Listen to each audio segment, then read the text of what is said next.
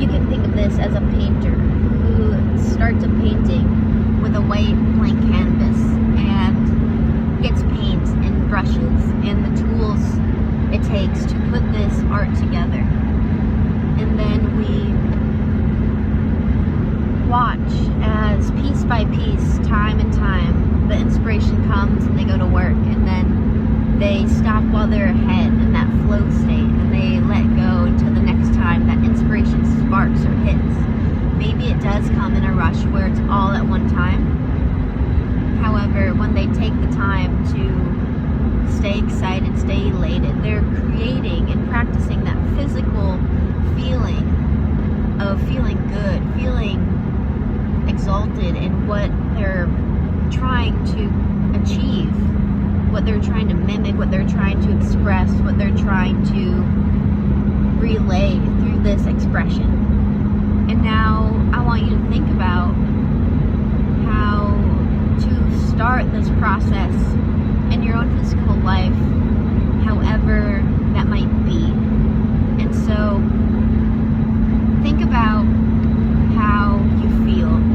If you feel agitated, annoyed, inflamed within your body, if you feel tension, if you feel tight, if you feel resistant, if you feel like you will never get the money you want, or you're gonna have to work your ass off to get the money you want, or you're gonna have to bend over backwards and do things that are impossible to get where you want to go, you are living in that feeling, you are living in that action within yourself, then you sure shit will be like you will be putting that out through your body, and that will be your reality. Whatever you feel inside, that is what you typically feel and experience on the outside.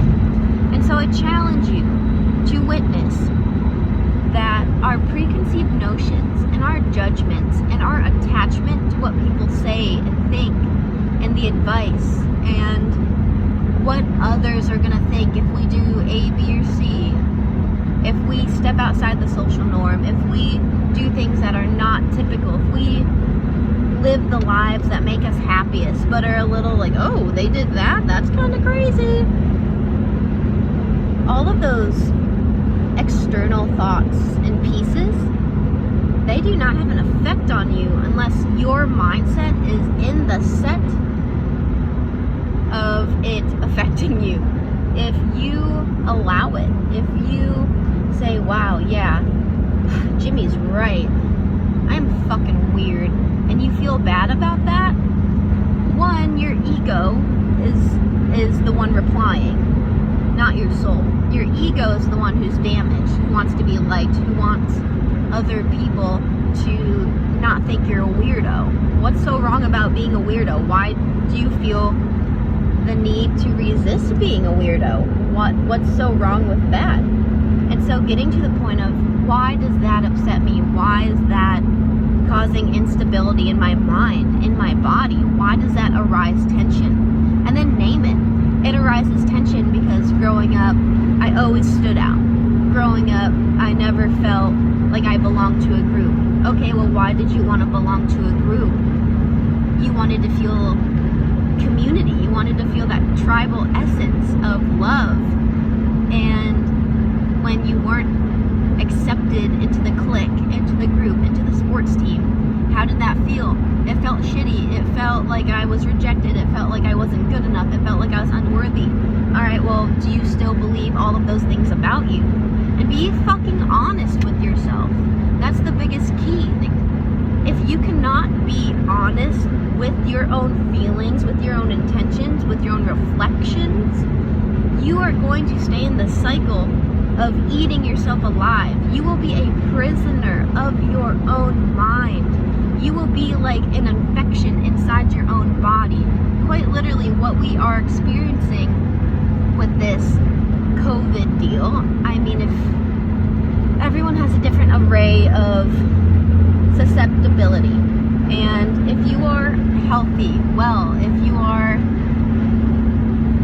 honestly anyone without a compromised immune system or compromise of some kind, or elderly or so on and so forth, there's no reason to believe that you are unwell. And if you believe that you are unwell, if you believe you need something outside of you to protect you, that could show that you are not feeling safe inside your own body. So why do you not believe that your body is capable? Why do you not believe that you are incapable? Where in your life did someone tell you that you were incapable and you still believe it to this day? So I just wanted to drop this here and say that I love you and that you are held and you are supported and you are heard. And if you need someone to pick your brain and ask these questions, if you have a situation that comes to mind as I speak all these words, reach out to me and let's talk through it.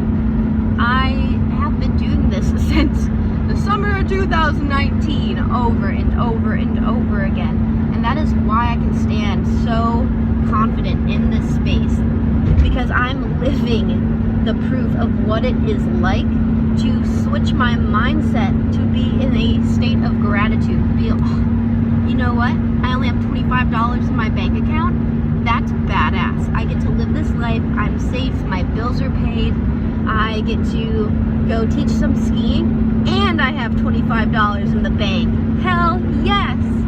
And if that makes you nervous, you know, you gotta go do what you gotta do to make yourself feel good and feel comfortable and create a system that's not gonna allow you to feel unworthy or unsupported. And make sure that that system serves you and it serves your inner knowing and it serves your feelings, your emotions, and all of the things that you want to continue creating.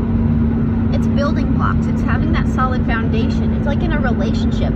If you're gonna lie to yourself and not speak to your partner truthfully and hold back on saying what you want to say, guess what kind of relationship you're gonna build? You're building a scary, unstable relationship, just like a boat that has a hole in the bottom. How long is it gonna take for that yacht to sink?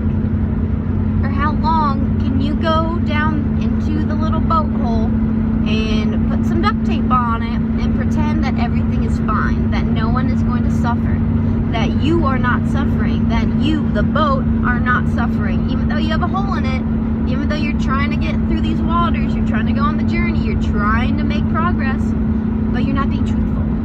The second that you go and say, hey, I need to share this, we have a problem, we got a boat, and the bottom it has a hole. Can we go like park, get out, fix it, talk about it, heal it, mend it, actually, you know, get a understanding of why it's broken, how it's broken, what needs to be done to fix it, what needs to be done to heal it, mend it, what needs to be done to get back on the water, on the same page, so that you can continue to float safely, happily, healthily,